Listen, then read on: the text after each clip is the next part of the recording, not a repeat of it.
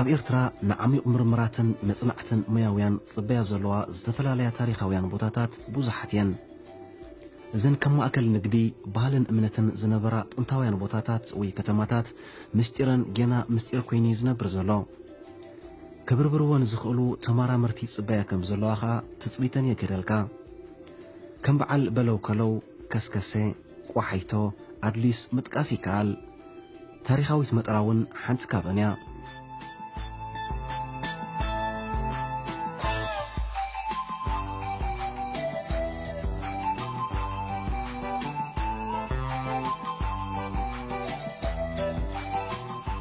እምባ መጠራ ኣብ ከተማ ሰንዓፈ ዝርከብ ኮይኑ ንሰንዓፈ ብወገን ምዕራብ ግርማ ኮይኑ ይርከብ። ሓደ ካብቶም ዓበይቲ እምባታት ኤርትራ ዝኾነ እምባ መጠራ ብሓውሲ ሳንድስቶን ማለት እምኒ ሑፃ ዝቖመ እዩ።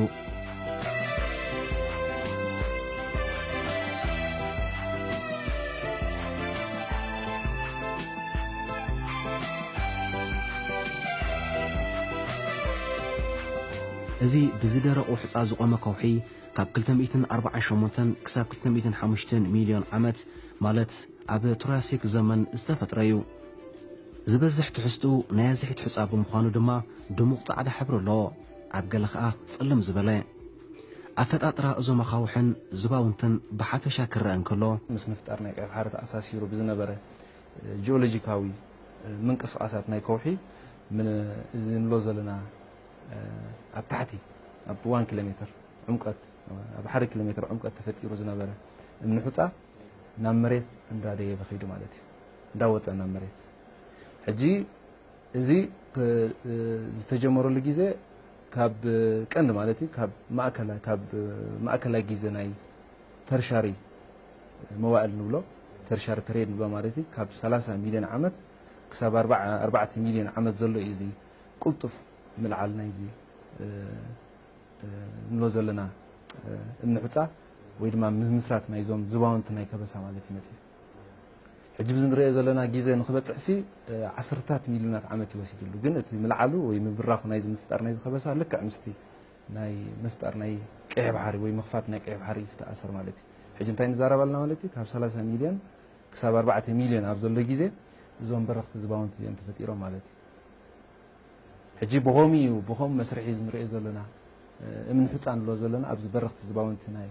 መጠራን ከባቢን ሰንዓፈን ዓዲ ቀይሕን ዝደዋው ከበሳን ንብሎ ዘለና መጽኢ ዘሎ ማለት እዩ።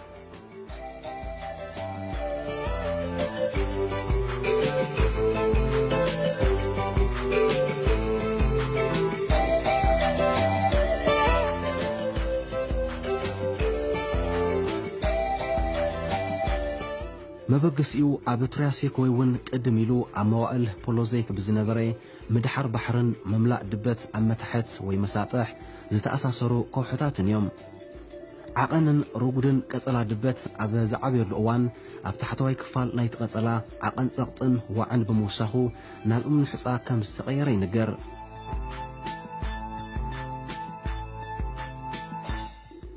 እዞም ኣብ ውሽጢ ናሕሲ ናይ ዝብዓቲ ዝርከቡ ቅርጽታት ብምንታይ ከም ዝተፈጥሩ ሙያውያን ክትንትኑ እንከለዉ እቲ ኣብ ውሽጢ ዘሎ ዝሪኦ ዘለና ፎከስቲ ጻዕዳ ወይ ቀይሕ ኢሉ ወይ ማሮና ዓይነት ሕብሪ ሒዙ ዘሎ ፎከስ ጻዕዳ ነገር ሓመድ ዝመስል ክሪኦ ከለና ኸዓ እዚ ግርግር ላዕሊ ግርግር ታሕቲ ንብሎ ምስ ህላወ ናይ በዓቲ ኣብ ወይ ድማ በዓትታት ዝፍጠር ናይ ኖራ ቅርጽታት እዮም። እዚኦም ሕጂ ብምንታይ ዝፍጠሩ ብኖራ ዝሃተመ ወይ ድማ ማዕድናዊ ትሕዝቶ ዝሃተመ ማይ ካብ ላዕሊ ንታሕቲ ክወርድ ከሎ ሕጂታ ክኸውን ይኽእል እዚ ዝናብ ክኸውን ይኽእል እዩ። ካብ ዝናብ ማለት ዝዘረቐ ወይ ድማ ካብ ዝወሓዚ ናብቲ ንታሕቲ ናብ በቲ ቀጸላ ነቲ ከውሒ ነቲ በዓቲ ሒዝዎ ዘሎ ከውሒ ዝዘረቐ ማይ ክኸውን ይኽእል እዩ። ሕጂ እዚ ማይ እዚ በቲ ከውሒ ክሓልፍ ከሎ ብጀካቲ ካብ ጠፈር ሒዝዎም ዝመጽእ ናይ ካርቦን ወይ ናይ ካርቦኔት ትሕዝቶ ባይካርቦኔት ብሎም ትሕዝቶ ካልኦት ካብ ዝኸውሒ ተማሊእዎም ዝኸይድ እዮም ሓፃዊና ኣለዎ ከም ንኣብነት ከም ካልሲየም እንድሕር ዳ ወሲድና ማለት እዩ። ሕጂ ነዚኦም ሒዝዎም ክኸይድ ከሎ በዓቲ ኣብ ዝረኽበሉ እዋን እቲ ኣብቲ ማይ ሓቂቑ ፅንሓሉ ግዜ ይኣክል እሞ ምክንያቱ እቲ ጸቕጥን እቲ ዋዕን ስለ ዝቀየር እንታይ ፈጥር ሕጂ እዚ በዓቲ ክነጥብ ከሎ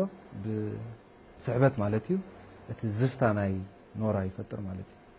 حجة الزفتا ناي نورا كم زري يزولنا حجي لك عقاد قرص حيزو كم تقبو قرص يابتي صبو غير استسرح زي كونيكال شيب وي دما زي كونيكالاوي كونيك مسل عينت قرص يزولو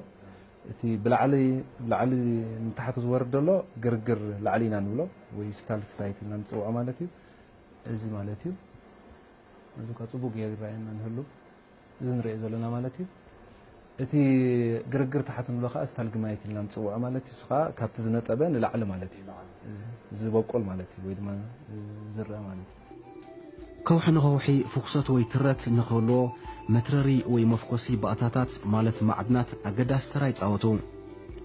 زي أمتران كبابي انزل من حصادما سيليكان حصيناوي نوران أتررتي معدنات سمنتي ماتريالس نايزكو حيوم زرقوي صفحوي وي نايزنا ماي نزنوران كالوتن يحقوق أممو أبن حسناي زبعتي زفف اتي فركشكش زبل بهرناي تبعت من دقدما كام لاي نايتي مترر معدن استلعلي كيكون يترفن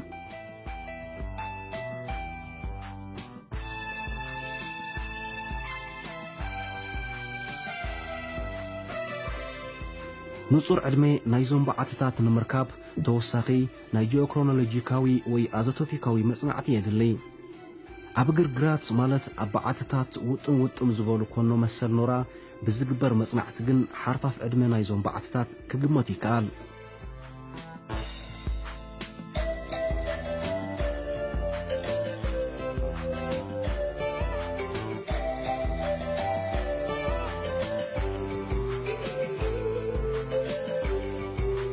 مفتار كبساتات وي زباونتي نسمخفات مفتار كيح بحر سلز تأساسر عدمنا يزون بعتتات كابد حرواي ترشاري ندحريو كخون زغل